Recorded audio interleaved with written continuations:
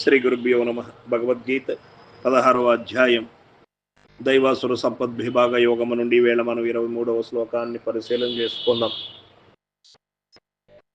యః శాస్త్ర విధి ముత్సృజ్య వర్తతే కామకారకః న సిద్ధిమవాప్నోతి న సుఖం న పరాం గతిం.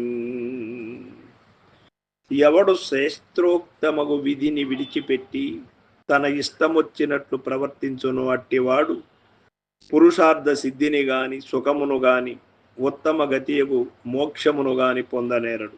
వారి వారి ఇష్టము వచ్చినట్లు ఆచరించుట ఎనున్నది స్వేచ్ఛ ప్రవర్తన ఈ శ్లోకమున ఖండింపబడినది.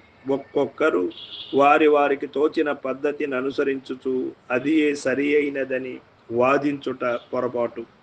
ఒకరు చేయు అనుష్ఠానము సరి అయినదా కాదా అని పరీక్షించుటకు శాస్త్ర ప్రమాణము ఆవశ్యకమై ఉన్నది.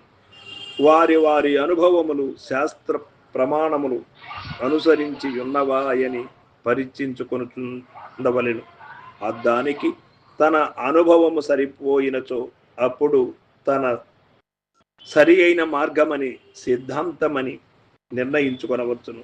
శాస్త్రవాక్యములు అనుభవజ్ఞులకు మహర్షుల యొక్క నిర్ణయములు గనుకను భగవదాశయములు గనుకను వానినెవరును ఉల్లంఘింపరాదు. కనుకనే వాని ఉల్లంఘించి వర్తించువారు మోక్షమును పడయలేరని సుఖమును పొందజాలరని శ్రీకృష్ణమూర్తి ఇచ్చుట ఆనతిస్తున్నారు. కాబట్టి విజ్ఞులెల్లరూ శాస్త్రం యొక్క ఆదేశమును అనుసరించి ప్రవర్తించవలెను.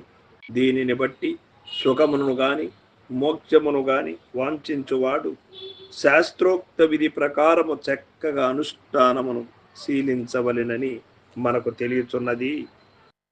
చాలామంది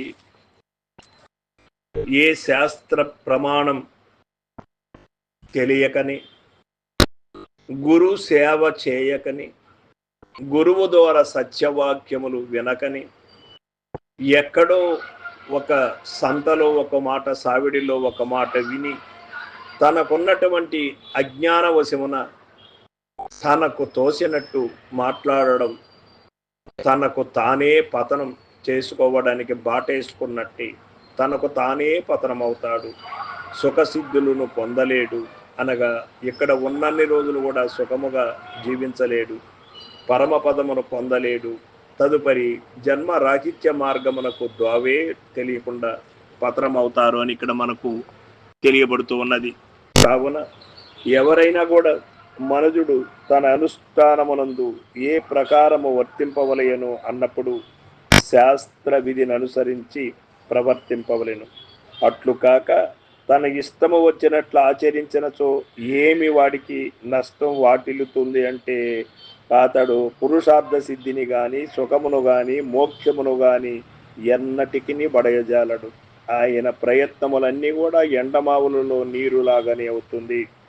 సుఖమును పడయుటకు గాని మోక్షమునందుటకు గాని ఉపాయమేమి అన్నప్పుడు శాస్త్ర ఆదేశమును అనుసరించి చక్కగా గురువులు చెప్పినటువంటి సత్యవాక్కులకు శాస్త్రము చెప్పినటువంటి సత్యమునకు తన అనుభవమునకు సమన్వయపరుచుకొని చెప్పేటువంటి మాట చేసేటువంటి కర్మ ఇవి తనకు ఉత్కృష్టమైనటువంటి మోక్ష స్థితిని ప్రసాదిస్తాయి అని మనకు ఇక్కడ తెలియబడుతున్నది. సర్వం సద్గురు పాదార్పణమస్తు.